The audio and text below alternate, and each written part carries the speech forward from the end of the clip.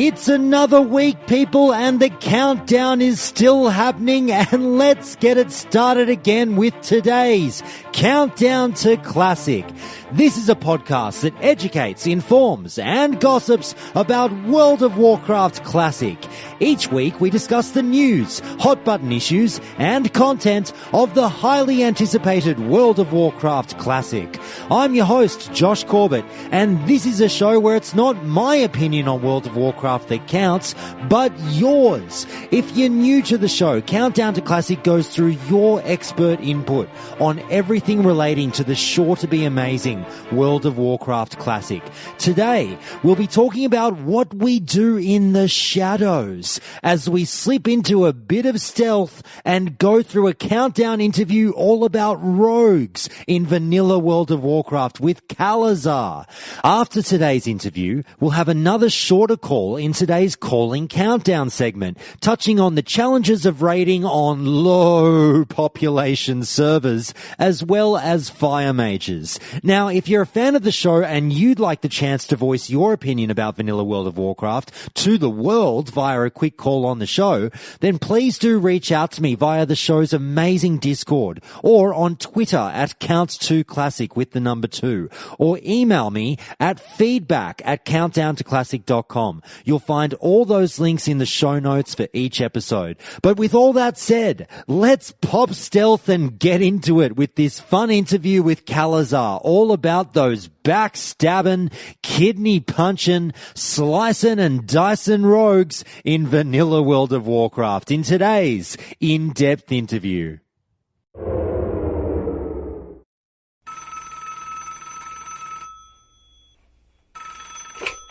Okay, so we've got another caller on the line, and who are we speaking with, and where in the world are you calling from? Hey everyone, my name is Kalo, also known as Kalazar. I'm from Canada. Fantastic. Now, Kalazar, you approached me recently and said that back in the vanilla World of Warcraft days, you spent a bit of time with a class that's very near and dear to my heart, and that's the class of Rogue. Isn't that correct? Yep, I started that as my class as well in WoW, way back in vanilla, late 2004. Excellent. All right, well, as we do here on the show, I'm just going to be putting you through a few questions so that listeners can get a bit of an idea of your World of Warcraft resume. So you ready for this? Yep. Excellent. Now, you mentioned a date just before. Do you remember specifically how long you have played World of Warcraft for? Do you know your account creation date or anything like that, or you just know the month? Oh man, just the month. I believe it was like very late, something like in the 20s. How long I've been playing? I just recently quit Legion. So I've been on and off recently, but I've played every expansion, at least a little bit. Okay, and do you know your original main character's name? That would be Kalazar, but I lost my account way back, Wrath, and I made a new one. But I still have that name on the newer one rather. Okay, now I'm going to guess that was obviously a rogue. What race were you? Undead. Okay, no, the stereotype. Hey, it's a stereotype for a reason. There's absolutely nothing wrong with that. Now, what other classes have you hit a level cap with? I've also played, back in vanilla, my only other 60 besides my rogue was a priest. And which server were you playing on? Originally on Ashara, US, and then I transferred to Mal'Ganis, US, very late in vanilla. I believe pre-patch for Burning Crusade. And do you prefer to play on PvP or PvE servers? PvP, obviously. Excellent. And what was your highest raid experience back in the vanilla days, if any? Vanilla would be up to 4 horsemen, but that was long grind. That took a long time. Man, those days are crazy. Now, you mentioned that you recently quit Legion. How recently was that? A few months ago, actually. I was playing Disc Priest and I just wasn't enjoying it. So do you have any plans to jump back in at any other point, or do you think you might be done before Classic? I might try Battle for Azeroth a bit. I do have the beta. I haven't spent too much time on it, though. For me, it's just the classes aren't the same feeling. And so if I were to go back, I'd have to play something completely different that I've never touched before. Now, do you have a quick plug for any places online where people can find you and your work? Do you have a YouTube channel? Do you stream or anything at all like that? Fortunately, no. I've never really gotten around to doing any YouTubing or Twitch, but in the future, if I do, I'll let you know. But for the moment, no. Okay. Now, complete this sentence so we know where your allegiances lie. For the... Alliance. Okay, there you go. With recent events, Alliance. All right. Despite the fact that your first character was Forsaken, you've yes. Converted. Yeah. All right. Now, as I mentioned at the top of the interview, this is obviously going to be a chat about generally everything and anything rogues. And we're just going to touch on the number of different topics that come up when one obviously plays a rogue, ranging from PvE to PvP and certain little niche things that people need to take into consideration with the class, and also some fun war stories from back in the day.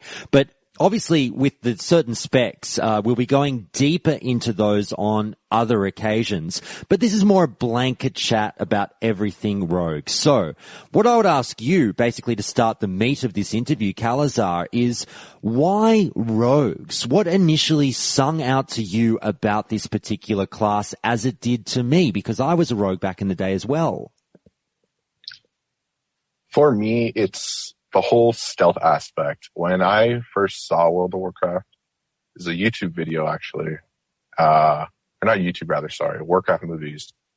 And believe it or not, I might get some hate for this from my friends, but World of Warcraft, I was young, I loved it, and I looked more into it. The whole stealth aspect, just sneaking around, controlling your opponents, just that sneaky class is something I just fell in love with right away.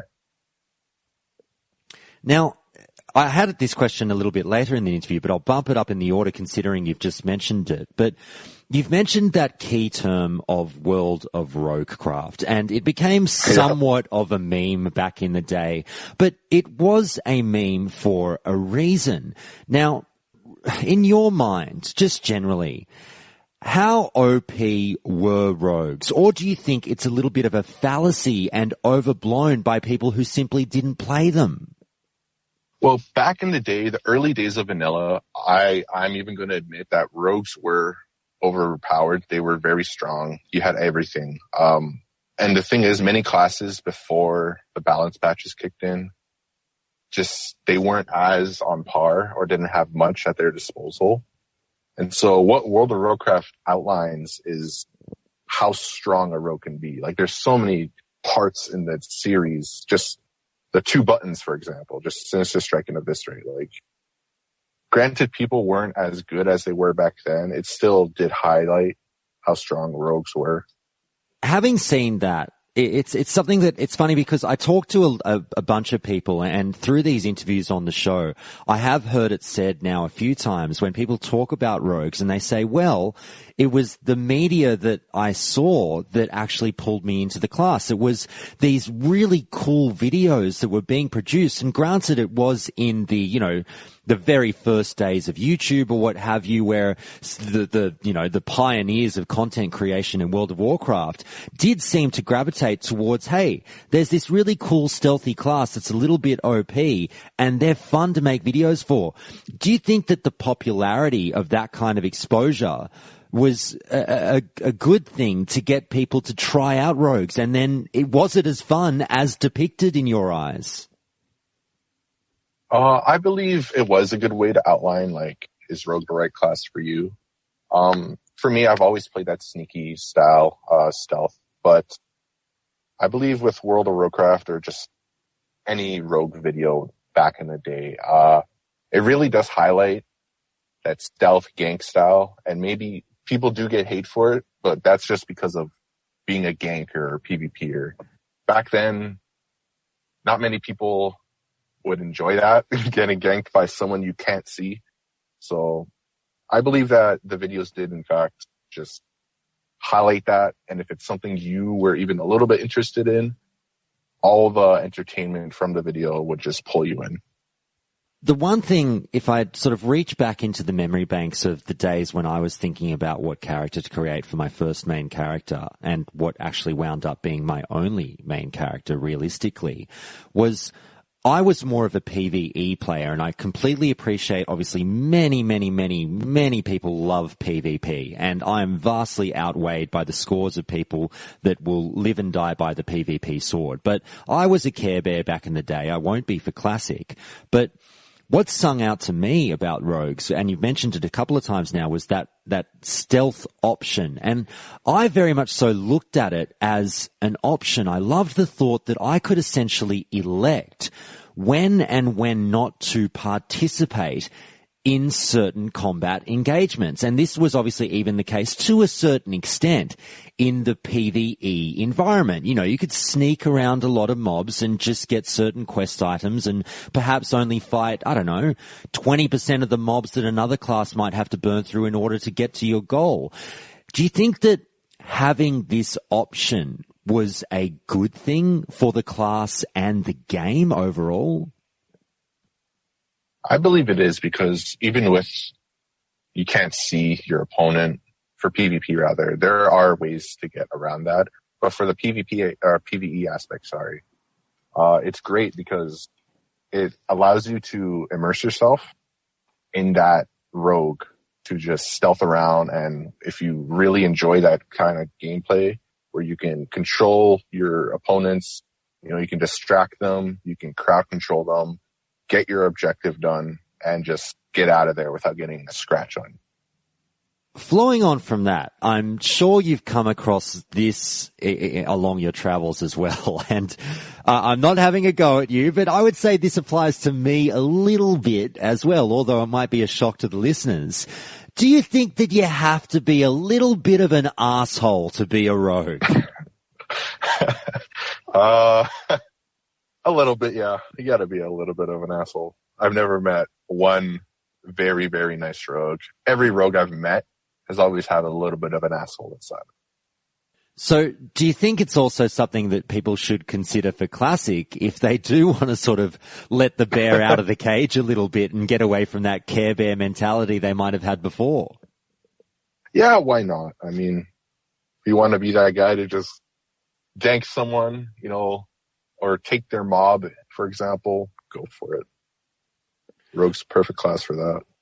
All right. Well, we'll get to my first listener question of a few listener questions I've got lined up for the show, and also we'll be getting through some forum posts eventually as well, as we do here on Countdown to Classic. But I opened up, obviously, the Discord to some questions from Discord members, and we got this first one from Countdown to Classic Discord member Tian SG, who says the following. Rogues. Okay. 2 questions. Number 1, how dare you? And number 2, what gives you the right? So my question flowing on from that, if I think this is what they're getting at, is in your experiences back in the day, granted that, rogues have a certain sense of mystique and also, pardon the pun. Well, it's not even a pun, but just roguishness about them. We were mysterious, backstabbing kind of avatars or characters back in the day. What did you think of the community's or players' receptions of rogues back then and maybe still to this day? Back then, I would say that rogues are sneaky bastards, and a lot of people hated them because, rogues were the majority on most servers, which would mean they were the majority of gankers, and many people don't like that. And maybe even to this day, they don't like that. You just get snuck up on, you get ganked, stunned, and then you rage. Did you ever have instances where people would talk shit to you in-game purely based on the fact that you were a rogue? On many occasions, yep. Whether it be ganking or just playing a rogue itself, yeah, I'd get hate from time to time. Now, if you did engage in a little bit of light or perhaps heavy ganking back in the day, do you ever remember any kind of great moments of rage from the opposition specifically, or is it just more a general, I remember people did not like me or what I was doing to them? I believe it was more of a general, people just did not like me or just the class itself.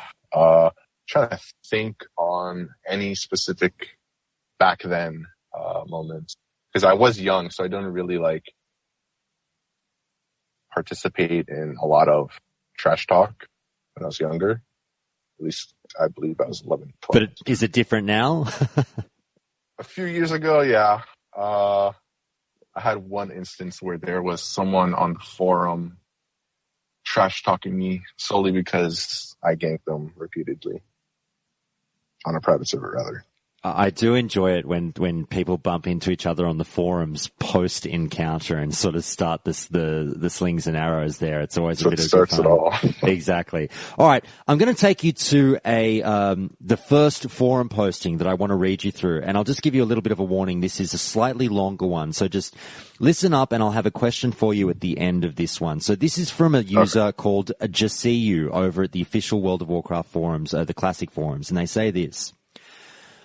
I want everyone to understand a very important lesson. There are people out there who you will come to hate. They're evil, they're selfish, and they're greedy, but they have very good memories. When you log on to Classic for the first time and you find yourself questing, if you come across an individual playing a rogue, I want you to stop. You wave at them. It doesn't matter if they wave back. Then you give them a buff, heal them, or just give them a tribute.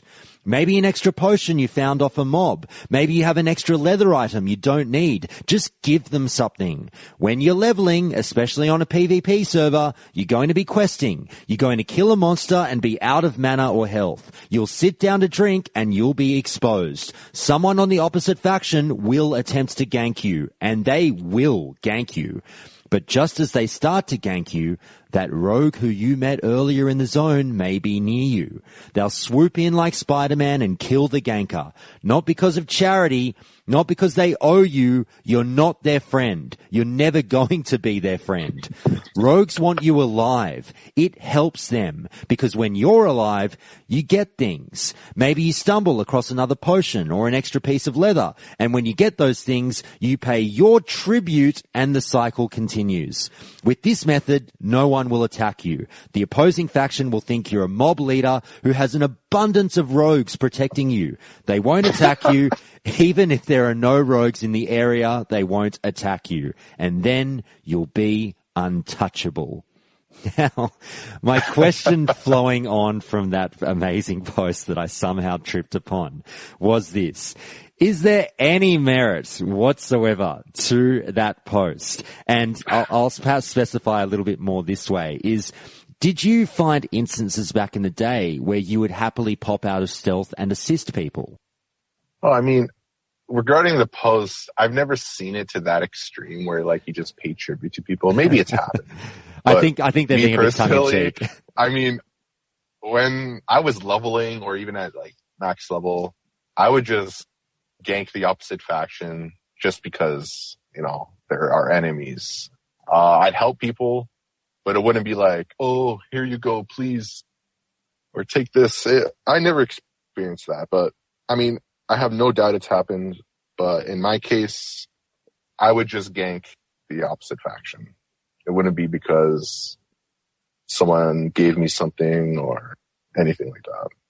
Okay, so now that we've covered rogues a little bit in general and, what it goes into playing a rogue and the kind of people that play rogues, let's get a bit more into the specifics behind the class. So we'll start at the beginning. If I were sitting there and World of Warcraft Classic has just released and maybe I'm a first-time player or maybe I'm a veteran who's never played a rogue for some reason or another, and I'm sitting there at the character creation screen and let's say I'm not fussed about what faction I play. In your mind, is there a hands-down PvE min-max race that is the obvious choice for rogues?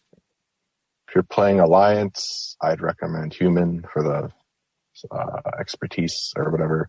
For Horde, I would say orc or troll, but I personally go with orc. All right. Now, I think if we turn to PvP, it's a pretty obvious answer being Forsaken if you're Horde. Would that be correct? Yeah, Forsaken or orc. The stun resist percentage chance is really nice, but for Forsaken, a lot of classes have fear, charm, or sleep, and like it's just too good to pass up. It's another trinket essentially, and trinkets were 5 minutes back then. So. Okay. Now, once we get into the game, when we start mucking around with rogues, obviously people will notice that things are a little bit different. You have access to a couple of little, tweaks with the class that, every class has their own little thing. And one of the things for rogues is obviously now you've got the use of poisons at your disposal. Now, believe this or not, I couldn't believe it when I saw it. I've seen people online saying that, and granted it's a minority, but saying that they actually have decided not to roll rogues in the past just because they didn't want to go through the bother of making poisons, thinking that they were spending a lot of time doing that, like maybe farming mats or sitting around making poisons for some reason. Can you dispel, because I think that's ridiculous. I was not spending much time at all with having to worry about poisons. Can you dispel that thought that it's an annoyance to have to go through the poisons with rogues? I mean, poisons is really easy to level. Your vendor sells you everything. I would say the only annoying part is early on, say it's classic just released, like early on, getting Fade Leaf for the blinding powder. Other than that, poisons is easy to level. It's like stress-free, and that's about it. The only like real complaint I can see against it is blinding powder, but that's it. It's not even that bad later on, because if you pick up herbalism and you're leveling a rogue, you go around, pick up some Fade Leaf, you're good to go. Did you think that, now I know we didn't have a vast number of poisons at our disposal, which was probably a good thing in a way to make it a little bit more simplistic, but did you find when you were playing that there were any kind of useless poisons? I know some people will scream at me for this. I found mind-numbing poison to be a little bit of a throwaway. Now, I understand it's got its application in places, but I never fucking used it. But then I wasn't PvPing, so I understand. Was anything sort of a little bit useless in your mind, or was all good? I believe every poison was good back in vanilla. Mind-numbing for PvP is a godsend. Me personally, I run double crippling for the majority, but if I ever face casters, I throw mind numbing on. Wound I've experimented with, but it's either when you're facing a healer, do you want to go for wound poison or mind numbing, And back then it wasn't percentage healing debuff, it was just a number. And I believe the highest was 105 for wound poison 3. I'm not sure. Now every poison's great. Again, where I show my sort of my noobism here, when I say I've never heard, and again, please keep in mind that I really was not much of a PvPer at all. I hardly ever did it, but I've not heard of the old double crippling. Was that a thing? I mean, obviously in PvE, I was very used to the the instant deadly or the instant wound double up. But, crippling, that's an interesting one. Was that sort of something that was relatively popular? I'm not sure how many other people ran it, but for me, my RNG is terrible. And I ran a specific spec, which I'm sure we'll probably get into later. But with my spec, my RNG with crippling was really bad. So I just relied on double crippling. There's another little funny part of rogues that people sort of sometimes can forget about, or it can fall by the wayside, and that's the fun little skill of lockpicking. So let's just very, very quickly, let's sort this out for World of Warcraft Classic. You and we're going to pick something right now. A flat rate for lockpicking. What's the go? How much should it cost? Oh, man, putting me on the spot, huh? 10 silver. That seems reasonable. All right. Well, Yeah. maybe we should make that the going rate. I mean, I'll have to jump on the forums and remember what people sort of thought was crazy and whatnot back in the day. But sure, 10 silver does seem very reasonable. How often would you be the guy who, because I didn't do this, I felt bad if I did. I would sort of send one message, but were you the guy who stood in the middle of town and spammed trade with like, now picking locks, 4 tips, and then send that message every minute for the next sort of, 20 minutes? Oh, no, never. When I played private servers, I never leveled lockpicking because I was so lazy. But on retail, I never did that. But if people asked me, hey, could you open this? I said, sure. I generally didn't charge, but I'd always get tips anyway. I forgot about that. Obviously, the tip system is much better than the asking for money system, which obviously rubs a lot of people the wrong way. So let's talk about leveling as a rogue. Is it the case, do you think you're crazy if you consider any other spec outside of combat for the leveling 1 to 60 process? I wouldn't say you're crazy. I mean, people will want to play whatever they want, especially if they're new, if they've never touched Classic, right? But it's just the best way to level is combat. I honestly don't see anything else. It gives you everything. It gives you hit rating. It gives you more damage on like your main abilities that you use. And like daggers is just too annoying to level as well. So if you are going to level, I really recommend combat. In saying that, did you find it odd that you would level as a combat swords rogue and you're running around with, 2 swords and, it feels great to have, all this power, but you're kind of going against the rogue archetype with the daggers. Did that make you feel odd? At times, yeah, but I mean, way back then, I didn't really care, right? But nowadays, it's like, it would be cooler to level as daggers, but it's just not that great. You have to like, just get the mobs behind and backstab, and that's just, you have to waste combo points on that, and it's just too time consuming. It's not optimal at all. Now, you mentioned a keyword of backstab there, and this is something I wanted to ask you about for a little bit leading up to this interview, because I'm not sure if you've seen these videos, but I've caught them online on YouTube where, and I'm not sure if this is a private server thing, and no one can seem to decide whether or not this was available in vanilla or not, because no one really remembers testing it back in the day, but with backstab, there seems to be a little bit of a glitch on private servers where you can confuse things to the point where you can backstab from the front. Are you aware of this quote-unquote exploit? And do you know if it was something that was a thing in vanilla? To my best knowledge, no. I don't remember anything like that on retail vanilla. For private servers, I could see that being a thing.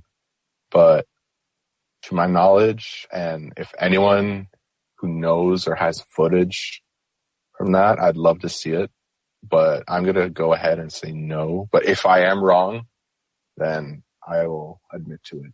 But from what I remember, no, I don't think that was possible at all. What was your personal memories through the leveling experience on the way to 60 as a rogue? Did you find that there were any particular brackets, such as, the trip from 40 to 50 or anything like that, that at times felt a little bit boring, or was it quite thrilling the whole time? And did you feel yourself growing and growing in power and getting better and better and having more fun with the class?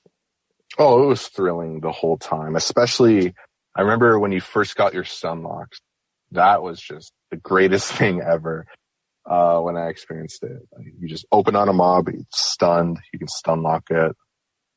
And just the more abilities you got, just you felt like you could control everything around you, and you could just stealth away and nothing could touch you.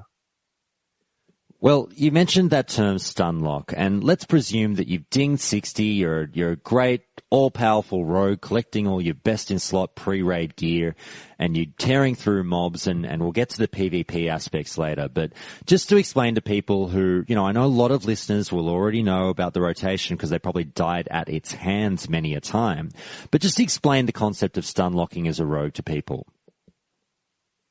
So stun locking is, you open with cheap shot, which is a 3-4 second stun, and then you build enough combo points to get kidney shot, which is a 6 second stun. and that's around 10 seconds of CC, kind of crowd control right there. And stun locking is very essential to a rogue. And do you find that it had more application in PvE than people seem to think? Because obviously when people talk stun locking, the majority of the time they're just talking about PvP and all the tears that they've had people shed by just keeping them locked and not being able to do anything. But do you find that actually you'll get in a little bit of rotation at times in PvE as well? For me, it was a no, at least recently, but back then I was messing around with all my spells. But recently, like with vanilla, private service and stuff like that, I think the only thing you would do is just open with cheap shot if you're combat swords. But you wouldn't really get any shot unless maybe you're facing two mobs at once. But even then, I feel like Eviscerate would be better. No problem. So yeah, I mean, obviously the vast majority of the time it would be burn the mob down as quickly as possible, and you wouldn't worry with stun locking or CC. But I guess it was always good to have it in your back pocket, just in case, like you say, if the multiple mobs come along for some reason. Yeah. Or even like, I think you could even just stun lock, and if you have first aid, you could use that stun lock to just quickly heal yourself if you are low on HP. Because rogues can just control the mobs, or just players in general as well. Like, it's so easy for them. Now, back to the combat swords aspect of things, and I personally always felt odd in terms of the fact that I was, a night elf rogue rocking around with swords like, Krollblade, that, wondering why the fuck am I carrying something that's bigger than me? And, it's just always like, do you think that's the World of Warcraft equivalent of compensating for something like driving a sports car? I guess you could say that, yeah. It was just always an odd look in terms of, I'll never forget getting my first Krollblade and just being like, wow, this thing is so cool. But I just thought it was so odd that I'm this stealthy rogue just, carrying around essentially like, Cloud's fucking sword from Final Fantasy VII, the Buster Sword. But anyway. It's even more attention grabbing than that. What?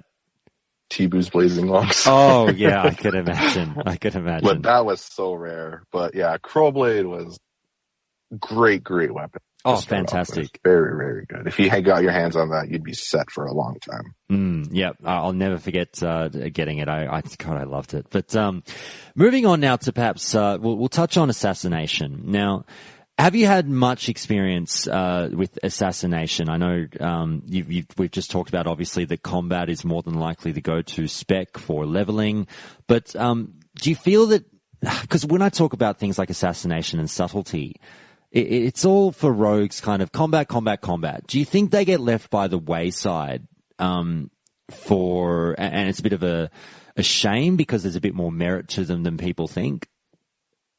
I believe it is a bit, yeah, because you have 3 specs, and for PvE, you're kind of just locked down to 1. I believe if your guild would allow it, if you are in a raiding guild, if what I mean by allow is for the debuff system, is they could have 1 hemorrhage rogue, which is like subtlety. But other than that, it's just the other specs are more lenient to daggers than to swords. And combat swords just, I know we'll get more into it later, obviously, but it's just pulls out so much damage compared to daggers. Well, let's get into the specifics now that you've mentioned it. And please do feel free to get as nitty gritty or number specific as you like. What kind of damage output can a combat swords rogue look forward to, waving in the face of the poor assassination or subtlety rogue and going, nah. Well, if you are a combat swords rogue, you have 2 offensive cooldowns that just really boost your DPS. One, you have a Blade Flurry, which increases your attack speed on top of having Slice and Dice active. And you pop Adrenaline Rush with that. You're just pumping out abilities, pumping out damage, and it's just untouched. Even if you are combat daggers, the sword specialization, which grants you an extra swing, just outweighs that.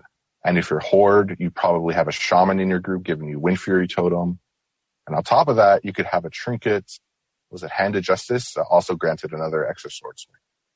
So you have extra white attacks constantly pumping out with your attack speed going out the roof. And it's just, daggers they just can't compete with that, in my opinion. I've rated as daggers, and just combat sword rogues just take it over. They just destroy everything. Now, I'm not sure if you dabbled in any light kind of theory crafting or anything like that, but I spoke recently on the show with Daryl Marky Mark, who listeners know has been on the show a couple of times now, and he's an avid rogue player as well as an avid warlock player. And he mentioned, when I asked him about slice and dice specifically, I said, is it somewhat of a fallacy that slice and dice should always be kept up, or is it something that just, it's a no-brainer? You always have slice and dice on. And he told us, and I'd love to get your comments on this if you agree or disagree, or if you haven't done enough testing to really know.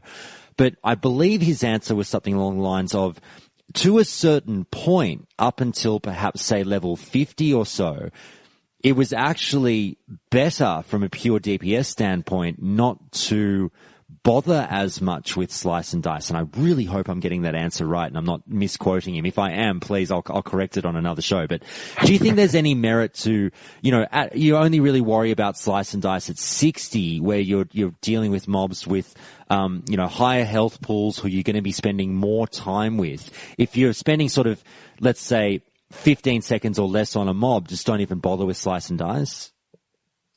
No, there is merit to that, because the general rule for me was, if I had multiple mobs, I would slice and dice. But if you're just blazing through mobs one at a time, I would definitely just say that eviscerating is faster, more DPS output, it's more optimized. It's quicker to go from that just to another mob right away. Whereas slice and dice, sure, you get the attack speed increase, but you have to wait for, the mob to die down, whereas eviscerate is just boom, instant. So you mentioned that you rated as an assassination rogue as well as a combat rogue. Is that right? I was combat daggers when I rated as daggers. I have dabbled with vigor for rating, but I found that combat daggers was better. Okay. Just with what you know and maybe the light experience that you've had with the assassination spec, would you say that, well, if I put this to you, that combat rogues is for, outside of the fact that, it might do the most DPS, it's for the kind of player who does somewhat want to switch their brain off and go on autopilot, whereas assassination is a slightly more difficult spec to play. Do you think that's the case? I mean, you can essentially autopilot as a combat swords rogue. I mean, you don't have to do much, right? But I guess the only real difficulty with combat daggers is just using your finishers properly and managing your energy. I guess in that sense, it would be more difficult. And with that, I'll just ask you a question about subtlety here, and I'm not sure how much experience you had with the subtlety spec, but I've got this post from the official forums from a user named Vivid, who says this, and this is again in regards to subtlety, when they say, is this a viable spec? I've always mained subtlety and never really liked combat/mutilation, but I'll play mutilate if sub is completely unviable in raiding. I heard hemo spec sub is decent for PvE. Would you agree with that? Well, like I said before, with if your guild would allow you to be subtlety for the hemo debuff to increase all your other melee's damage, it is viable, but then it'd just be one slot. Other than that, it's not too great. Maybe if you do PvP occasionally, you could just keep that as a spec, because you'd be swapping back and forth and you don't have to switch specs too much because you're doing PvE and PvP with it. But I think any serious raiding guild wouldn't really take you because of the whole combat swords is the best. But if they do have a debuff slot for you, then yeah. Yes, I definitely don't hear too many players or guilds screaming for that rogue debuff. Not at all. Even then, they don't need it, right? No, I get where you're coming from there for sure. Now, in terms of that journey to 1 to 60, is there any gear? We talk about, pre-raid BIS and things like that once you are 60, but on the way to 60, are there any items off the beaten track that you generally look for when you're leveling a rogue, or is it just take whatever and worry about it when you get to 60? I mean, when you're doing dungeons, you have the chance to get those drops. I remember a friend getting double Zillion Slicer on a rogue on a private server. And that thing gave like caster stats, but the damage on it was insane. But for myself, I don't really look for specific weapons. I mean, if I do get it during a dungeon, then that's awesome. Or even items in general. But I'd say just pray for good weapons if you get them in dungeons or in the world, and just worry about having good weapons more than the gear itself. You've gotten to 60. You've started raiding. Let's say you're starting through Molten Core and you're going to do your progression. Yep. As a combat rogue, you've got your swords in hand. What can you do to ensure that you are always topping those DPS charts? I would say use your offensive cooldowns properly. Keep slice and dice up. Keep your rotation going. It's a simple rotation. Just essentially keep slice and dice up and you eviscerate and using Sinister Strike. Have a shaman in your group. Don't put poison on your main hand or else Wind Fury won't apply. And that's pretty much it. At least from what I can remember. And what's the quickest way to get chewed out by your raid leader as a rogue? Taking aggro. If you're not reducing your aggro with feint or not vanishing before you take aggro, or accidentally pulling mobs, so everyone does that. It's not a rogue thing. Or ninja pulling. I know many rogues who like ninja pulling. They'll just pull out a boss, vanish, and watch their friends die. Have you ever done that? Yeah, I've done that many times. Do you remember one of your more famous times doing that on a particularly ominous boss? I believe it wasn't in vanilla, if I can mention that. It was during Burning Crusade. Go for it. Which one? I remember an item in Karazhan got given to a Resto Druid over me. And I remember I was pissed. And so I ninja pulled, what was it?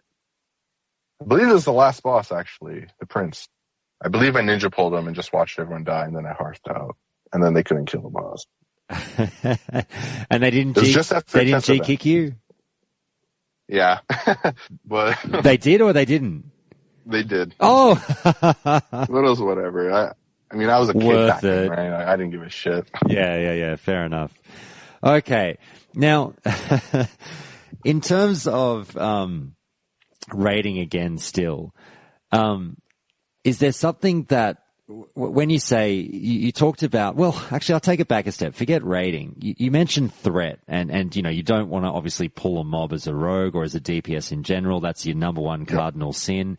Did you find, because I struggled with this back in the day, and I'm talking about back when I first started playing World of Warcraft, the whole getting your mind around threat and aggro and what it takes to, wait a few seconds before you start burning down a mob. And even when you're burning it down, sometimes you got to pump the brakes a little bit. Did you find that given what the rogue is capable of DPS wise, did you have moments where you went through the same growing pains that we all did? I mean, vanilla in that sense is slow. It takes a little while to build up for each fight. And I'm sure a lot of players who aren't used to vanilla coming to vanilla will not be used to that at all. They'll go ham from the beginning and be like, what the fuck? But I believe as a rogue, having trouble with that or anything, not really. Sometimes it is annoying because you do have to wait for the Sunders to build up and the warrior tank to build that threat. But after it sets in, which is a little bit time consuming, you can just go at it. And just, if you do see that your threat is getting too high, you have your feint ability. Okay, now we haven't really touched too much on PvP, but I want to get stuck sort of, into that now a fair bit. And if you could just explain to people, what's your background or resume with PvP as a rogue in WoW? I got rank 9 or 10, I can't remember. I believe it was 10, in retail back then. During Burning Crusade, I didn't play too seriously in the beginning for PvP, just arena'd a little bit, BG'd a little bit. Mm-hmm. Season 3, I did get my first gladiator, but after that, I did go for it a few times throughout Burning Crusade, like Season 4 and Wrath, but I never really got it again. I played different classes as well. And the only time I took PvP seriously after Wrath was early Kata with RBGs. And other than that, no. I mean, there wasn't too much to do after, because I did quit back and forth. Private servers, just getting the, occasional 2.2 or 2.4K. And that's really about it. Okay. Would it be fair to say still that you know how to hold your own and fight back in a PvP situation? Yeah, I know how to hold my own. Okay. Granted, I haven't played for a while, but yeah. It would come back to you like muscle memory. Yeah. Okay. All right. It would be slow at first, but it would build back. What I'd like to do now, and I need you to humor me a little bit here, I'm going to we're going to talk about some world PvP issues, and I need you to help me out with a little bit of theater of the mind, and I want you to picture that we're two rogues popping into stealth together, and you're teaching me, you're my sensei here, right? You're teaching me how to world right. PvP as a rogue. Now, what I'm going to do, I'm going to set the mood a little bit. I'm going to give us a little bit of mood music, okay? So we're going to pop into stealth, and we'll wind up somewhere. So hang on 1 second. All right. Can you hear that? Yep. All right. It's ambient jungle noise, and that means I think we're in Stranglethorn Vale right now. We are. All right, so we're both in stealth, so we're cool. No one can see us. All right. Yeah, we're chilling. We're chilling. We're stalking around, seeking out our prey. And hang on, you see that over there, just through the trees? Looks like a priest. I believe I do. Yeah, it looks like a priest taking a piss in that lake. So if you were to teach me, how would you open up on that priest? If you are combat swords, I just open up with a cheap shot, build in that damage. And yep. If we are high enough level for kidney shot, pump in that kidney shot after, keep pumping damage. And I'm pretty sure that priest will just fall over and die. All right. Well, let's presume we're 60 and we're just back in Stranglethorn just for old time's sake. Okay. And what do you do when, what do you suggest when that priest starts bubbling and healing and so forth? Do you start to shit your pants, or it's all good, I got it under control?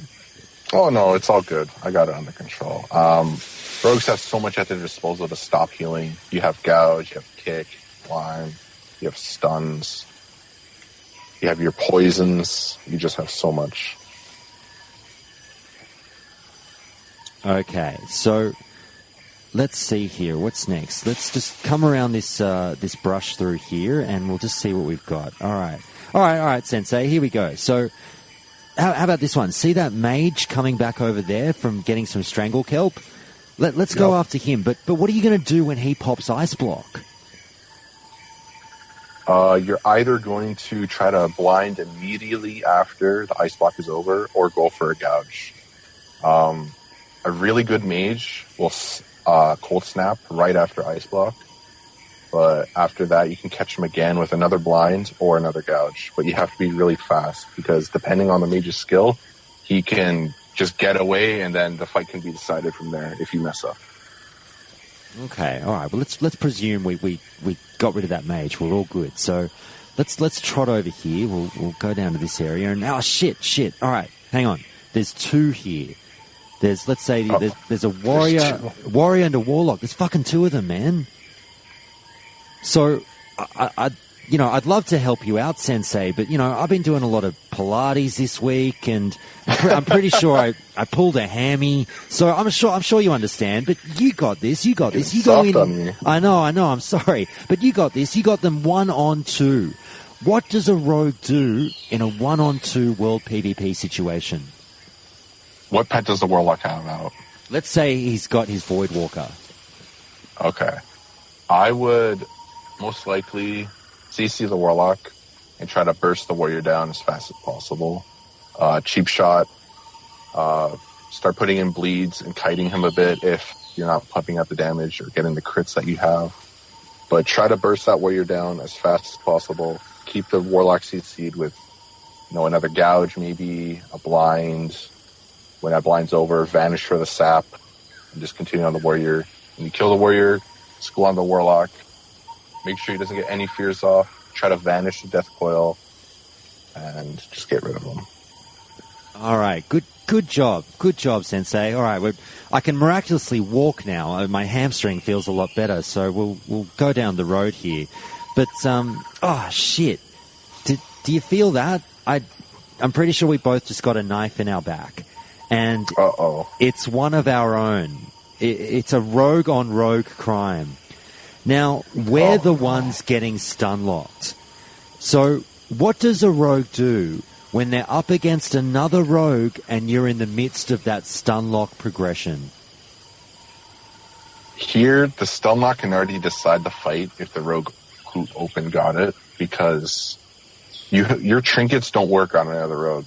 That's the issue. So, that other rogue is smart enough, you won't even be able to play. He'll just stun lock you, blind you right after a stun lock if you're not close to death yet.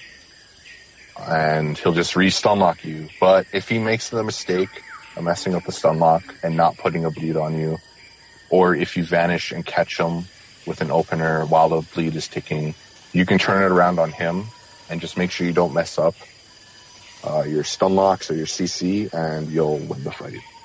But generally, the rogue who gets the opener does win.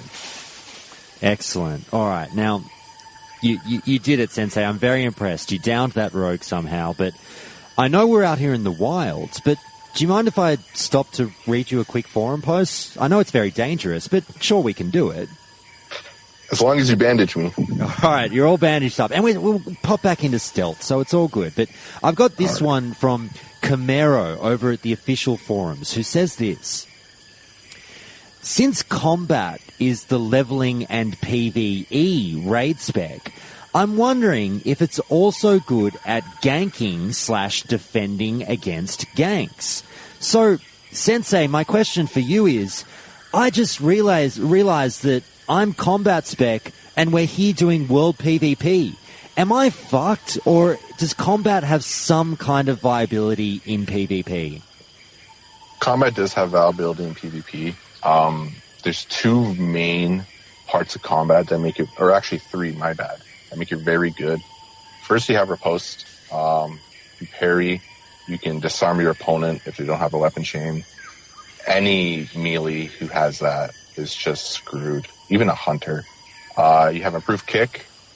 You kick your opponent, you silence them. That's just unbelievably good. And you have improved sprint, which removes all impairing effects on you. And using those three, it really helps combat. But you also have Adrenaline Rush and Blade Flurry. But the only problem with combat is you do not have preparation. You don't have cold blood. And preparation just resets all your cooldowns. So, I talked about this previously, but my build does incorporate the improved sprint aspect of combat. And if I want to sacrifice some damage for more utility, I would take the improved kick. Okay. Now, time for one last one here. And I'll read you another post from the official forums, and this is from user Ambidextrous. And they say the following. I'm having a bit of trouble deciding whether I want to main a rogue or a mage in Classic. I like both classes. I find them both fun, and I'm leaning towards a more PvP experience. But I've heard rogues are a bit cooldown dependent. Is this true? So my question to you is, you just mentioned that issue of cooldowns in your previous answer. Let's say that right now, you and I sitting here in Stranglethorn Vale, we're shit out of luck. Vanish, Evasion, Blind, they're all gone on cooldowns. So, Sensei, are we up shit creek right now if someone were to come along and we got involved in a fight? Not entirely. It would depend on the class. If you're fighting a mage, good luck. You won't really survive well. A warlock, I'd say you need cooldowns for that too. It really does depend on the class. But any class that you can kite, like a warrior or even a hunter, you can use whatever you have at your disposal to just the base abilities without cooldowns. Just, you have your crippling poison, you have your damage, you still have your stuns, those aren't on cooldown. And you have your gouge, you have your kick. You still have a lot left to fight off and hold your own. But the cooldowns just make it easier for you. You don't essentially need them every fight. Anyone who says that is just plain wrong. You don't need them at all. Any really good rogue can pull off a kill, except for certain classes, because you do need cooldowns to get out of some situations. Excellent. All right. Well, that's been some amazing advice for World PvP, and I guess in a way PvP in general as well. So thank you so much for that. How about we get out of Stranglethorn? Let's get the fuck out of here. Let's hearth out of here. Exactly. All right. Fantastic. We're back. Excellent.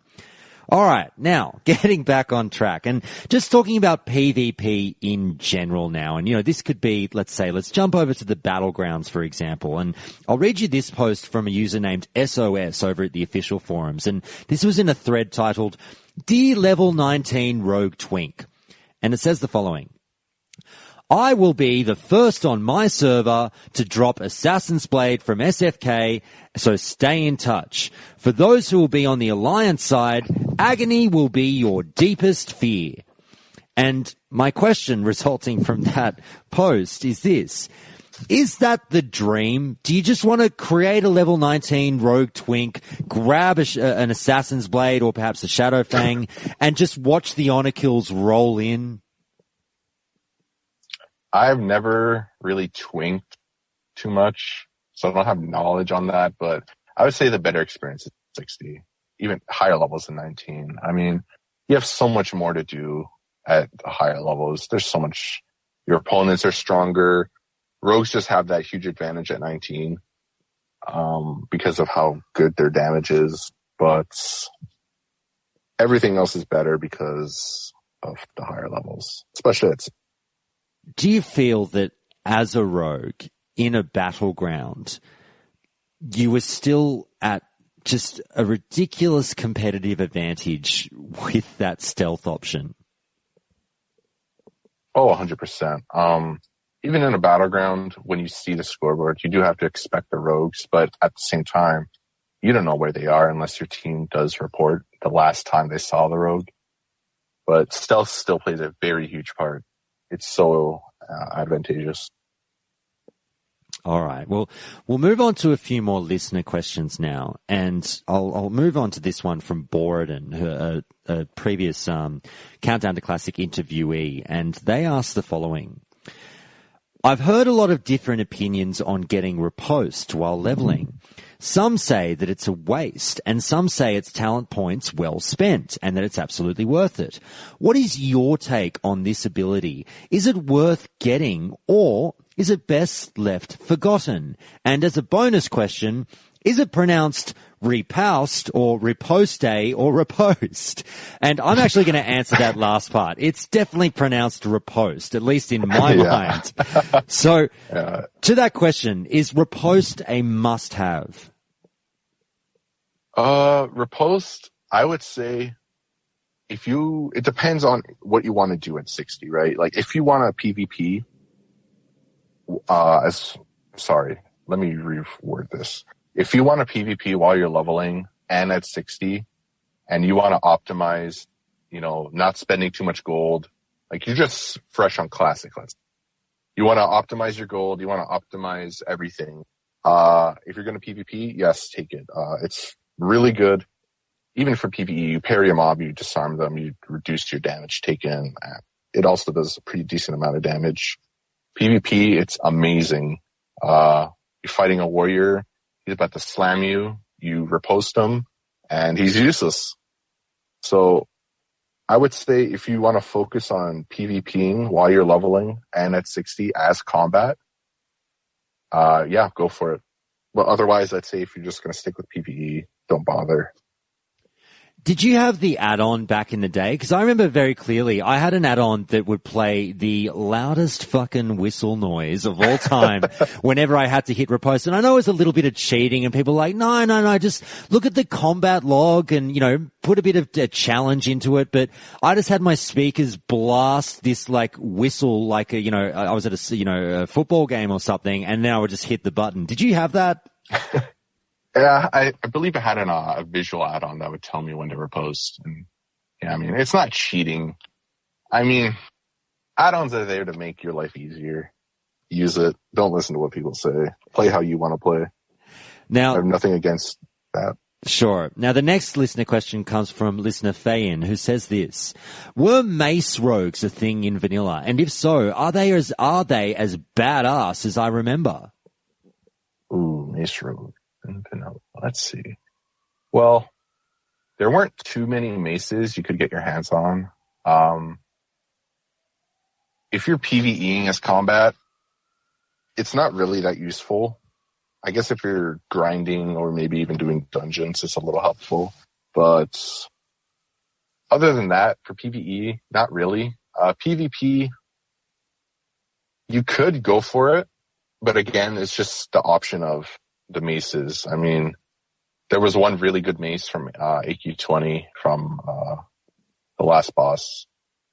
And other than that, to my best knowledge, like the other maces are later on. And it's just more limiting because you can just go with a sword and just, have an extra swing or just have more crit if you're using an axe not an axe, a dagger or a fist weapon. Okay, now listener Shane says the following: what is your most memorable or exciting or fun PvP experience as a rogue in vanilla? Really quick, Shane, I love you. Thank you for getting me the interview. For the most memorable PvP experience, I would say this is going to be a little bit long, but that's all right. No, take your time. I remember the private server I played on, during the time, a lot of the Horde PvP guilds weren't as active. And it was mainly Alliance that were active and grinding the ranks. And so I knew a certain guild a lot of them had great players, and they came to Horde because they wanted to challenge the Alliance pre-mains. And this was when Nax was out. So it was a bunch of AK-40 geared, Nax geared players, which was the best gear you could get. And so, they transferred over, or not transferred, but, they switched over and, they made a guild. I joined them with another buddy, and myself and another friend who was a warlock, his name was Uth. We were the only two who were geared. We had some Nax stuff, but majority were like AK-40, black and wire. And everyone else in that guild had either ZG gear, green gear, blue gear, and we would just dominate the battleground. I'm talking we pre-made versus pre-made and win those pre-mades versus tier 3 players in like 7 minutes, 8 minutes, over and over and over. It was the most fun because it caused a lot of trash talking and hate on the forums. And it was great because, WoW without a little bit of drama, it's not. I could not agree with you more. And quite frankly, that's one of the top true statements that's been made on the podcast, and the listeners have heard me sort of allude to this a little bit. And given what I do for a living as a criminal attorney, I completely co-sign that WoW with drama, or at least just a little bit, does make the game better. And it's not the same. Oh, yeah. If we're all holding hands and giving peace signs left, right, and center, and everyone loves everyone, it's just not the same. We play games to be competitive. We play for a little bit of trash talk, and that's kind of what it's all about in a way. It's just fun, you know, that, I don't know, like, obviously you would make some enemies, but at the same time, like, if both people, like, say, trash talk and understood at the end of the day it's a game and it's just there for fun, then yeah. I mean, even going back to my answer, I remember a priest, my friend, his name was Titanagor. He even had a few pieces of white gear and he would just tank these players because we'd all just be supporting one another in the battleground. It was just the funniest thing. Troll priest just running around with like the most terrible gear you could see. Troll priest trolling. Yep. Love it. And as you say, you know, I think it's one of those things where if you've got the medal for it, expect a little bit more heat as a rogue. And, you know, it is going to cause a little bit more animosity. I think people get a bit angrier at rogues taking them down than they would any other class. Would you agree with that? Rogues and warlocks. Fair enough. All right. Final Those two classes get a lot of hate. Sure. Final listener question, and this is from Ghost 11223311, who says this. Maybe it's just me, but did you ever feel like a serial killer or something like that as you stalked your prey and planned their demise? Something about seeing an enemy priest and then methodically planning their death had that sort of vibe to it. I think I'll put wound poison on my main hand and mind numbing on my offhand and try to stun lock them to death. No, wait. They might try to fear me and run, so I think I'll go crippling poison main hand and mind-numbing offhand. So my question flowing on from that listener question is this. Did you ever get like that Dexter-esque vibe from, you know, setting up the kill room as a rogue with all the plastic sheets everywhere? And did you feel sort of a bit evil? That's an interesting question. No, I've never felt like that before. I mean, some people do immerse themselves in their character a lot, you know, like being that serial killer or just killer in general, that murderer. But myself personally, no, I've never felt like that. The only thing I've done is, as mentioned in that question, was just plan how I would take down my opponent. It's also, for me, I sort of got a little bit of that vibe, but I would think it would be harder in Classic when if I had a rogue, it would be called Stabby McStabface, and it might take the immersion out a little bit. But yes, I appreciate where that listener is coming from. All right, well, look. So you've made it through the meat of the interview, and now it's time for the fun part, and now it's time for anger management.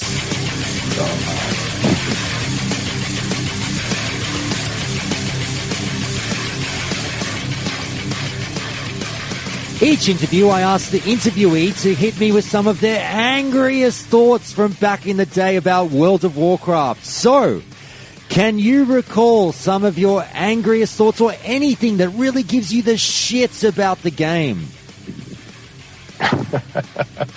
I have my fair share of anger towards warlocks and the occasional mage. Or a warrior getting really, really lucky. I can tell you a recent one, actually, and it was regarding Legion.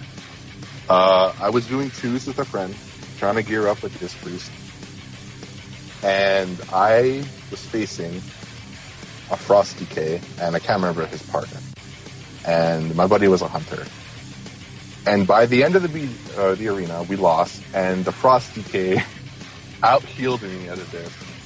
And I was popping everything to it. Granted, I didn't have good gear, but I popped every cooldown, everything, and just this DK just did as much healing as me. And that, I just raged. My partner was like, yo, man, chill.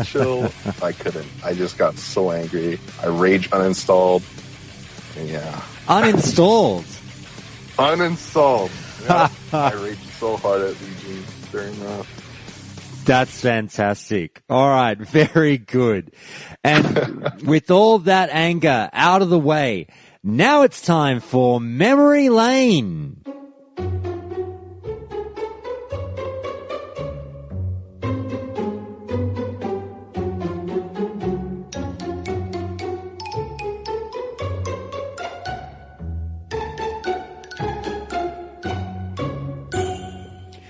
Each interview, I ask the interviewee to hit me with one of their fondest or funnest memories from back in the day with vanilla World of Warcraft, or World of Warcraft in general. So, I would ask you, Calazar, what is your fondest or funniest memory from World of Warcraft? I would say back in the day, I remember using Noggin Fog Elixir as a rogue. It was in the Arathi Basin. And I jumped off towards mine, levitating, and I was in stealth, landed on the flag. Thank God there were only melee around it. So I capped the flag, and I just sat there looking, and they couldn't do anything. They were warriors, so that was fun. Very good. And I should ask you as well on top of that, do you remember when you first started playing World of Warcraft, sort of the moment when you may have fallen in love with the game, or what were your thoughts those first few hours? Oh, it was unlike anything I experienced. I mean, when I came to WoW, I previously played Ragnarok Online. I'm not sure if viewers know that or you know that. Yeah. It's like a bird's eye view MMO. Yep. 2D and RuneScape. And then my brother picked up World of Warcraft. I played Warcraft 3 as well. And so he picked it up and I noticed a little bit of it. And so I started, searching anything about it. I saw videos on Warcraft movies, saw World of Warcraft. Jumped into the game after I could finally play because my brother was spending hours on it. And as a little kid, just those first few hours in the beginning zone were just great. Like I was trying to mimic the World of Warcraft guy, just jumping around, sinister striking. It was just the greatest thing. So it was unlike any other game. What are you going to be looking forward to the most when World of Warcraft Classic releases? I would say just playing with old friends. There are a few friends we're going to play, but my only problem with that is I have friends from Europe and I have friends from North America. And the friends from Europe want me to play, but I want to play on North America because these past few years only been playing on private servers that are based off in Europe, and latency is too. So yeah, I'm probably going to end up making a European account just for that as well. All right. Well, I cannot thank you enough. You've made it through the interview. I hope you had as much fun as I did. It's something where, like I said, I was really looking forward to speaking about rogues again, given there was a class that I played back in vanilla. Sadly, I won't be playing rogues again going forward. I'm pretty much done with the class. I've spent enough time with them. I'll be rolling a priest in classic and perhaps a couple of other classes, but it was nice to take this sort of trip down memory lane of my own with the class that I did spend a bit of time with back in the day. So, Calazar, I just want to say from all the listeners of Countdown to Classic, thank you so much for coming on the show. Oh, no, thank you for having me. And thanks to my friend Shane, who introduced me to your channel. I love the channel. It's great. Absolutely. Thank you so much to Shane for putting us in touch, and I hope to speak to you in the future. Oh, for sure. And that's the interview done, and thank you so much again to Calazar for taking that time out for Countdown to Classic. And a big thank you to Shane for putting me in touch with Calazar. If you have a friend who may not be aware of Countdown to Classic, but who you think has a boatload of knowledge about the game and would be a great guest on the show, then please don't be shy and throw them under the bus by letting me know about them, and I'll be sure to hit them up for a chat. But with the interview done, now it's time for Calling Countdown.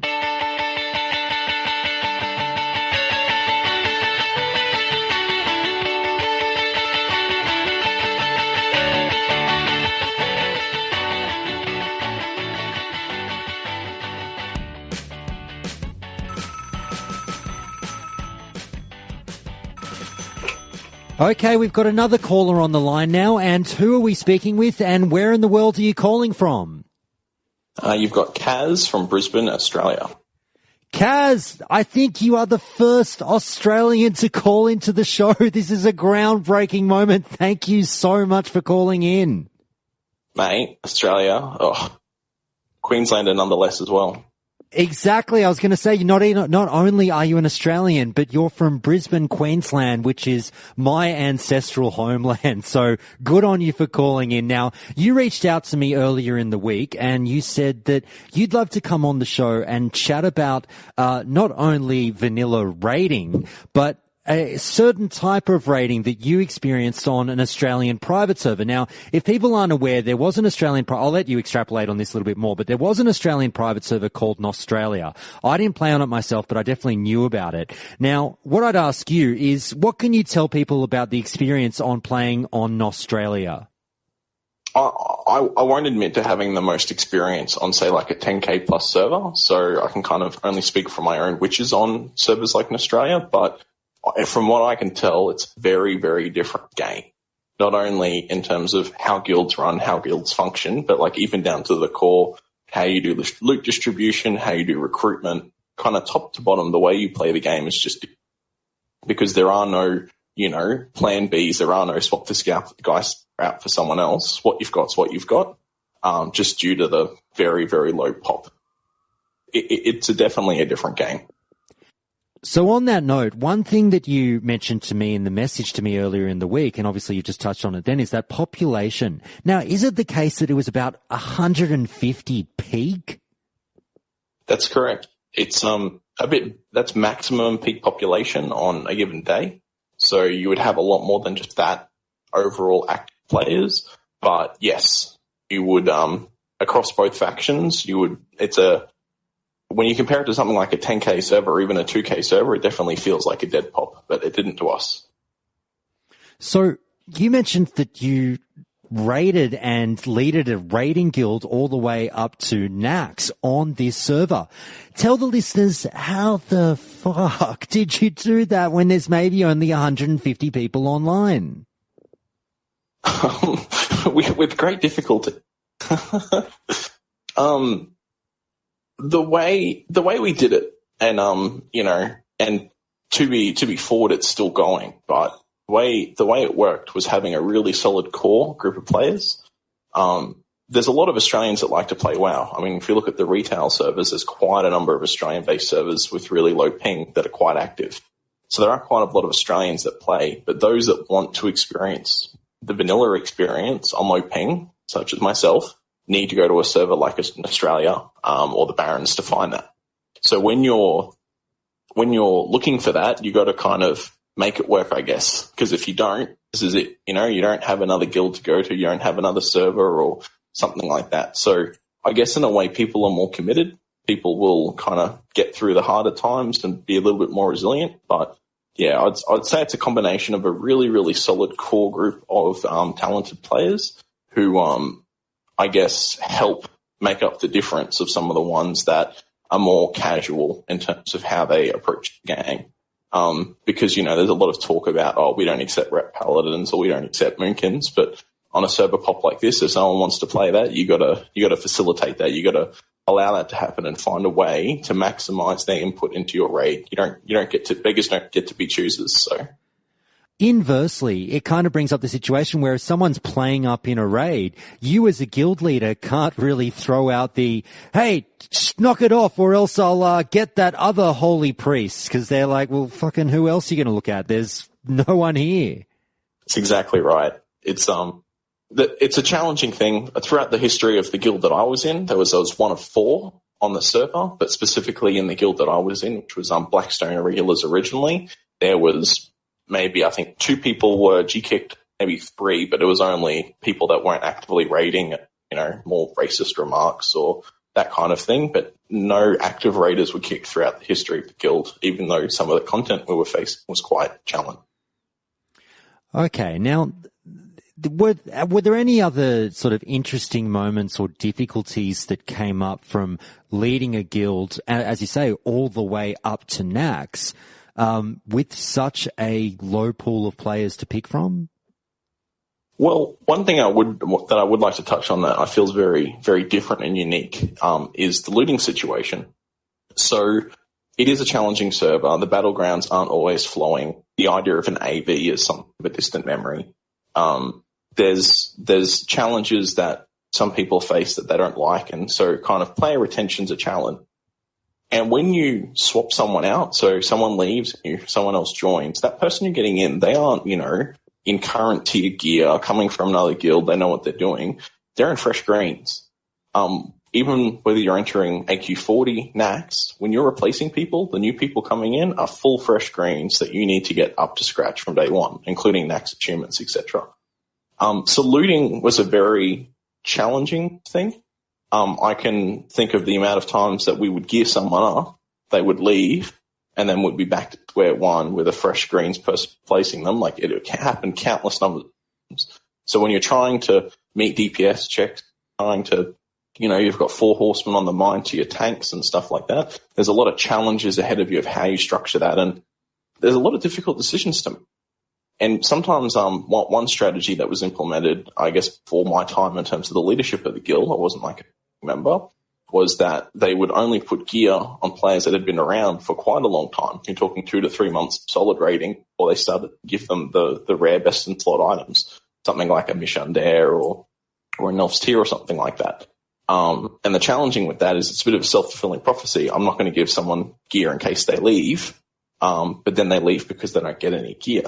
And so, yeah, creates a very challenging environment, because vice versa, someone that's joining that fresh, give them all this loot to help them catch up, and they think, oh, I don't really like this, and they bugger off and you're in the same situation. So it's very, very, very challenging in that respect, constantly gearing you.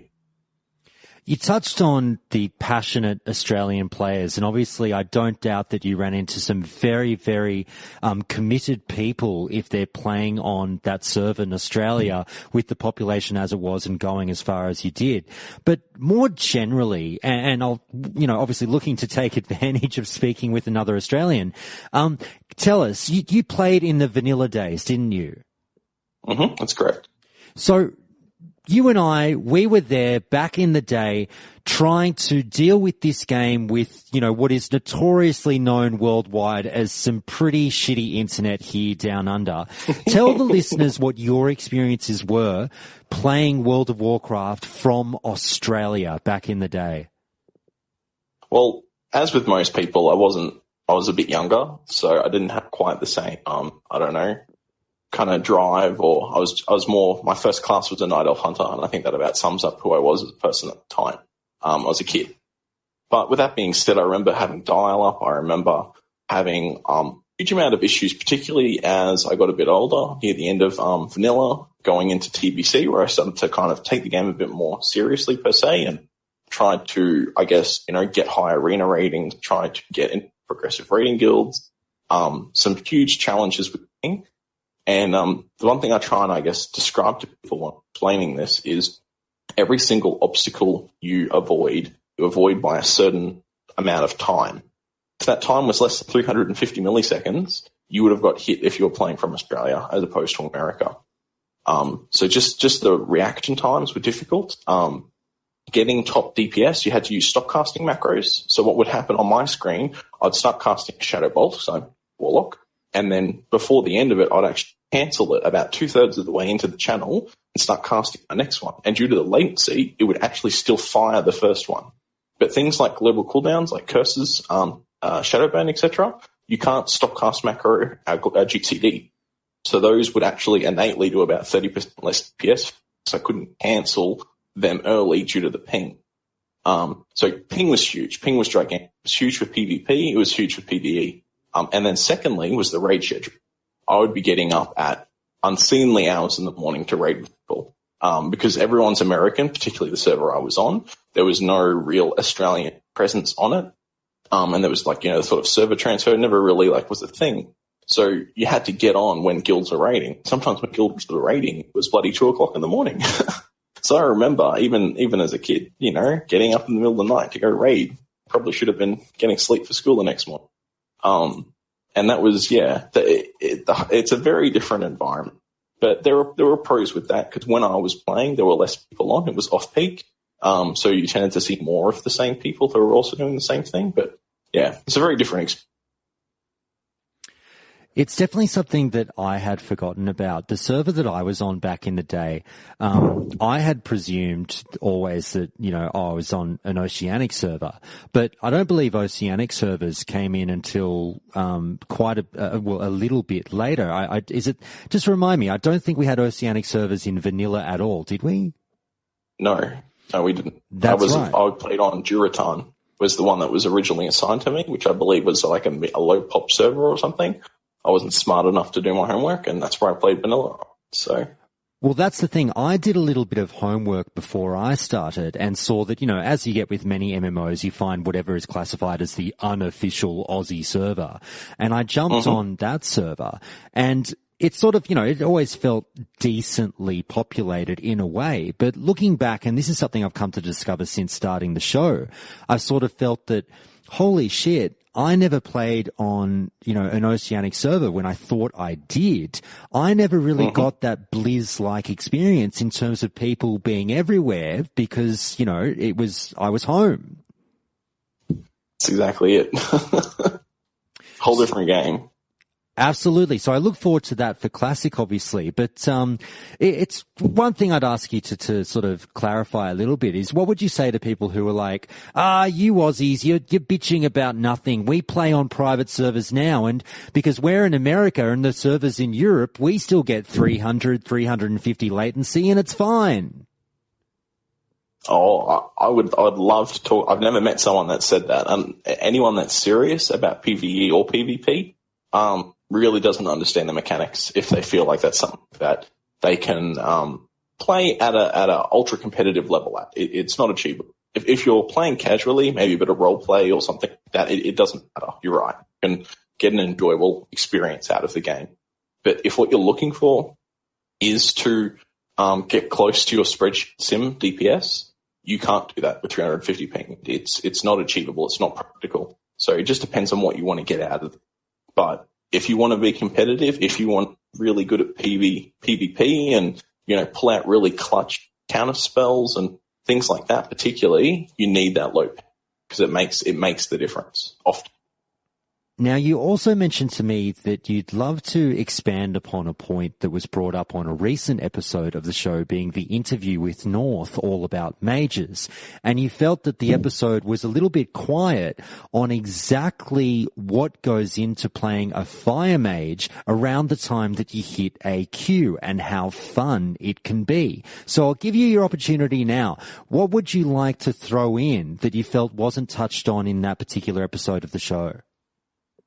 Well, one of the questions you raised, and it was something that kind of I have the same. I'm very passionate about maining mage and the current content I'm playing. And it was, what do you say to people that just say, "Oh, you just spam Frostbolt the whole time and spam one button," and it really kind of, I don't know how you describe it, grinds my gears. Or kind of, I'm passionate about saying, well, no, you don't.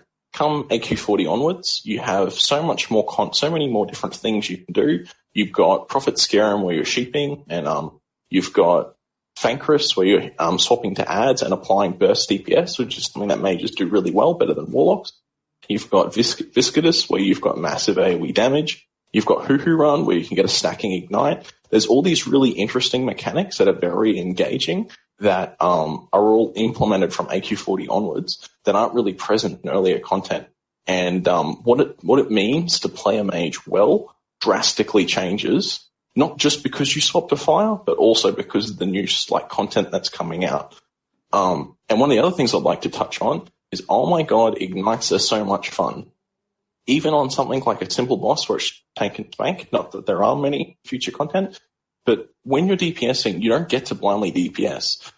You need to work with your team of mages as a unit, as a squad, to maximize damage, because I won't get into too much detail now, but Ignite normalizes the damage of all the mages. So the best mage ends up giving a little bit of his damage to the worst mage. You work as a team, boost your total DPS by maintaining a rolling Ignite and sometimes, because of all that threat being attributed to one mage, sometimes you need to let the Ignite drop because you're getting 2.5k DPS going to one mage. And if you don't stop, he will aggro. So you let that drop off. You let someone else pick up the ignite stack. You coordinate with your team to get that ignite stack as big as possible. And then you coordinate with your team to maintain it as long as possible through things like swapping to Scorch over Fireball as an example. So you're constantly working with other people to basically get the best rolling ignite possible without getting anyone killed. And I've got some really good friends from that guild who are all fire mages, and we had a really good time, like, pulling big numbers and having a lot of fun through managing ignite stack. So that's something I just want to kind of add. It's only from AQ40 onwards. Before then, everything very accurate. It's very much so Frostbolt with a few other intricacies here and there. But AQ40 onwards, fire is a lot of fun. And it's almost like a slot machine at times when you see these massive crits and you get like a 5.5k tick on an ignite. When you see something like that, you're like, oh my God, this is fun. Well, you just mentioned that you won't go too far into detail, but if I can step in for the listeners who might be saying, no, get as detailed as you would like. Don't pull any punches. Is there anything else that you felt should have been mentioned in the Mage episode that you could add to the conversation, getting as nitty gritty as you can and as you like? Well, coming from a lower pop server, I know that in terms of the leveling experience, there was a big focus on fire, and there was talking about arcane and all that kind of thing. Touching on arcane, if you look through the talent tree, almost none of it synergizes with specifically arcane missiles, which is why you can pretty quickly tell it's not a viable spec. It obviously, as stated, was a support. But when you're through your leveling experience, on lower pop servers or situations where you're playing on off-peak times, the ability to AoE farm becomes a lot more realistic. And that's when you gain huge amounts of benefits from AoE farming. I guess that was mostly touched. But other things to do with mages, so I'm just trying to remember the points that were covered. Consume use is very, very heavy. That's something that needs to be mindful going in. If you are looking to push your top, like you put your best foot forward, you'll be expected to be popping major mana potions on cooldown for quite a long time, particularly when your gear is not super good to support fire. You'll be popping demonic runes once your mana gems run out. You'll be expected to bring Flask of Supreme Power on top of your normal elixirs, and then Elixir of Firepower when you go fire.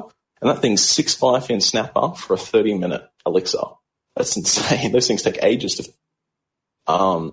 So there's a very high consume use. So you'll be able to AoE farm, but you'll be through it. Some things that are really rewarding as a mage is when you start to get into things like Zedgy croc farming. It's challenging at first, but it's very rewarding when you're actually able to do a difficult farm. And because it's difficult, it's worth more because others can't. So the stuff that you farm is worth more. So there's a lot of these like really big end game cool things that mages can do. And one of the other points that I kind of felt was quite off the mark was going fire for 5-man dungeons. I completely disagree. I think Frost is very, very powerful. Mostly because in 5-man dungeons, often you'll have like someone accidentally pulling an extra pack or things getting a bit out of hand. And fire lacks control. Fire doesn't have reduced cooldown on Frost Node. Fire doesn't have improved Blizzard for AoE slows. It doesn't have a lot of these tools that allow you to control things.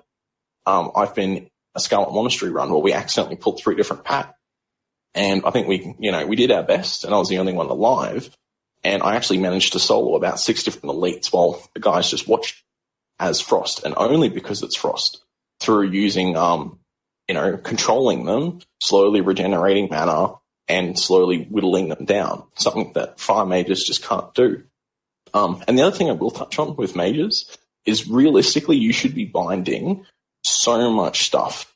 On my current keybinds, you should have rank 1 and max rank Cone of Cold, rank 1 max rank Frostbolt, rank 1 and max rank Blizzard is another really good example. Rank 1 Blizzard is very, very powerful and used appropriately just for the slow effect. There's just so many different options you have. Now, in raiding, on something like Ebon Gore or something, that's just a pure tank bang. None of this mattered. Max rank Frostbolt, use your trinket at the appropriate time, use your conjure at the appropriate time, done. It's very simple. But in dungeons, in PvP, you have probably more options than just about anyone, maybe a warlock, but just about anyone else at any given point in any situation you're in, you have so many options available as to what you can do. And the analogy of that warrior sitting on a frost nova was great. That warrior's he's got no cards to play. He's got to sit there and wait. Whereas the mage can do one of about 150 different things. He can cast this spell, he can cast that spell, he can choose to kite, choose to sit there and tank, continue to cast, or there's just so many things. So, yeah, that's just, I don't know, some of the things. It's that some of the cool things I think about mages, I guess. For me, they just are such a cool and interesting class, and I just feel like they get sold a little bit short on, specifically the Frost PvE experience, which begrudgingly isn't great, but Fire onwards is so much cool. Having it to actually coordinate with people to maximize your DPS is a very unique experience that you don't really see in the rest of WoW outside of making sure the right debuffs are up. It's a really interesting class in terms of, like, I haven't had much experience with mages, as some of the listeners know. I hate downtime. I really couldn't get past those early few levels when you're just sitting on your ass a lot, in my opinion, and I struggled with it. So I always sort of rage quit, and I've heard that it gets really fun after those very early stages, which I'm sure it does. But the interesting part about mages for me is when I trawl through the forums, and obviously with it being one of the more played classes, one of the more heavily played classes in the game, the amount of argument that goes back and forth, just like you've mentioned, in terms of, things like fire versus frost, and they have two really viable specs, which I think draws up a lot of passion within the player base, which is fantastic. I love seeing great points on both sides come up. So is it something that, do you find that mage actually just has a lot of versatility, and that's something that draws you to the class? I completely agree they have a lot of versatility. Specifically to the Fire v Frost, I think each one is very superior in specific environment. Anything where you're just trying to do as much DPS as possible on mobs that are not fire resistant or immune, Fire wins, hands down. You can't really justify taking Frost into AK-40. The numbers are just there. Math is. But in any situation where you value control, or obviously where mobs are fire resistant, Frost is really powerful, and then you've also got the additional option of Arcane Frost. So yeah, very, very versatile class. So many options in any given situation, outside of PvE Frost. But yes. For an easily distracted person like me, what rough level would you say I should persevere to when mages get really fun? Have you ever seen a mage kill about 20 plus mobs at the same time, like AoE grind? I have seen the YouTube clips. Yes, it looks like a lot of fun. What happened? Just to fill you in, when someone does something like that, it looks cool. Someone sits there, fuck, I want to be there. Sorry, I'm not sure. No, that's all right. I want to be that guy. That seems really cool. And they think, I'd like to try that. What they don't realize is that mage, that pull off that really cool pull, that he didn't do that in the first 20 minutes of fun. He didn't do that in the first hour of fun. That guy has died probably dozens of times doing that exact pull until he got it just right. And then only at that point, he was confident that he put his skills out onto the internet for people to see. And that, when you get to that point, it is so rewarding. And for me, that's, at least for the leveling experience, that's for me that I get the most enjoyment out of. I will go to a new spot, whether it's the Murlocs in Dustwallow, whether it's the ghouls in Western Plaguelands. And it's not just about killing; it's about being efficient, killing as many as possible, and learning the little intricacies of, I can pull this mob, but if I try and pull that mob, I'm going to lose 2 more because they leash back. If I get here fast, that'll also work. So it's like the intricacies of how it works and that. So when you actually get to a point where you can complete a pull very, very successfully and cleanly, like a big AoE pull, I think that's the point where if you still think this is not for me, I think you're done. That's fair enough. You've had a crack. But if you haven't got to experience that yet, you haven't got to experience. So perhaps you're suggesting that the YouTube blooper reel would be just as fun as the successful pull. You don't. I've learned the most efficient route to get from the Tanner's graveyard back to South. What is it? South Rigger Cove. I've learned a very efficient route to run back to my corpse when I die there. Put it that way. Very good. Well, one last question before I let you go. And again, just touching on, taking advantage of the fact that I'm speaking with another Australian, what would you have to say to the worldwide listeners of Countdown to Classic? And we've got people that listen to this show, like in many, many countries across the world. I think we're over about 70, 75 countries where the show gets heard now. What would you tell them about Australian gamers and Australian World of Warcraft players that sums us up well? There is a lot of talent in the Australian community. And I think in the past, it's something that might not have been fully realized, high ping and with the less than ideal rating schedules and etc. But I think you'll come to see, and I mean, there's a lot of visibility on retail, but I think you'll come to see come Classic, there are some very, very talented Australians that will be forming some Australian guilds, and we'll see if we can give you a run for your money when the time comes around. But yeah, it'll be fun. Plus, we'll be your best friends when it comes around to, buying herbs on us during off-peak hours. Very well said, Kaz. Well, look, thank you so much for calling in, mate. I really do appreciate it. I was planning on doing an episode later down the track with a few fellow Aussies all about the Australian experience within World of Warcraft. We might have touched on a lot of that now, but if that does happen later down the track, I'll be sure to give you a call again. But Kaz, thank you so much for coming on Countdown to Classic today. Awesome. Thanks for having me, and keep up the great work, man. It's really good content.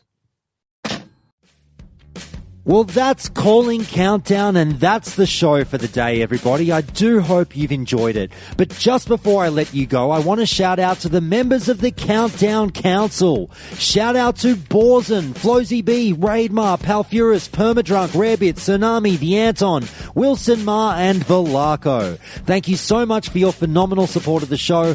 Countdown to Classic would not be the same without your support. Also, as always, a big thank you to supporters Bossman764, Hurlbert, Goodkisser, Myrtlebanks, and Purgatos81. Anyway, thanks for listening, everyone. I shall see you again towards the end of the week for another forums focus here at Countdown to Classic. And that will just be a focus on one topic as opposed to a few like we've done in the past. That topic might be something about zones in the game, but we shall see. I haven't quite chosen just yet. But that episode will also feature old favorites like anger management, memory lane, and Calling Countdown. So I think the slightly tinkered format of these forum episodes will have a little something for everybody moving forward. So I look forward to seeing you all then. Have a great start to the week.